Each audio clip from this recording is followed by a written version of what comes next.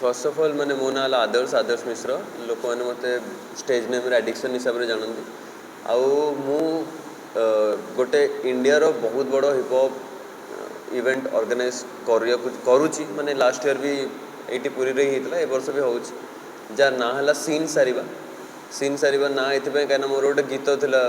ना मु निजे रैप करे तो गोटे गीत थिला सीन सारिबा बोली कि तो सेटा काफी फेमस थिला पुरी रे तो सेठू आम इवेंटर ना भी सीन सारिबा रखिलु तो यहाँ बेसिकली ये कि लोक जाना दरकार कि हिप हॉप रो एते बड़ इवेंट आउ एते बड़ जो अमाउंट रो लोक सब पूरी आसुचंदी पूरी रे हबो तो जी भी देखुचे जानुची आसिक से जिनटा देखिपर लाइव आगे ये जिन चलु थो यहाँ 2 दिन रो चलो डिसेम्बर 9 और 10 नीलाद्री बीच पार्क रहा इवनिंग 4 रू नहीं कि रात 10टा पर्यटन कन्स्टाटली 2 दिन चलो प्रथम दिन में क्वालिफायर्स एमती बहुत सारा कैटेगरी अच्छी तो 2 दिन जाक चलो डांस बैटल आउ रैप शोकेसेस चीफ गेस्ट एज इन बहुत सारा अच्छा माने आम कि लोकल लोक नॉट चीफ गेस्ट से मैंने नुहति बट जो मैंने डांसर हिसाब से बहुत बड़ बड़ आर्टिस्ट आउ ये बाहर इंटरनेशनल आसुँच कजाकिस्तान आसुँच मलेशिया आसुँच इवेन फारिया अब्दुल्ला अच्छी जी कि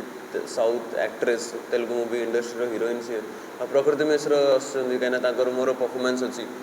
लाउड साइलेंस अच्छी गोटे रैपर जी बेंगलोर बिलंग करते one of the finest rapper India रो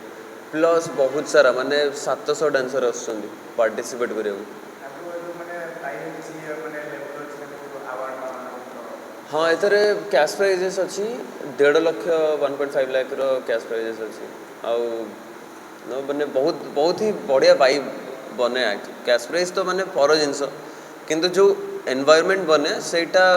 माने बहुत यूनिक एनवायरनमेंट एमती बहुत कम जगह ये भाया सिचुएशन हुए बॉलीवुड हॉलीवुड बस आसती एंजॉय करने किंतु स्किल लेवलटा हॉलीवुड रे थाए ये भाया जिनस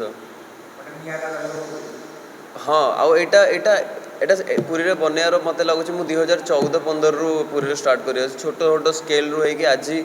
माने आमे पूरा एशिया चैंपियनशिप बनवाई रेडी हो दरकार पड़े आगे जो सपोर्ट मिलला ताले मो पूरा इंटरनेशनल इवेंट बन दी पारि जो जगह माने वर्ल्ड क्वालिफायर्स है सब पूरी आसे परफॉर्म करने बैटल करने तो ये किसी एम अच्छी बोल रहा तो ऑब्वियसली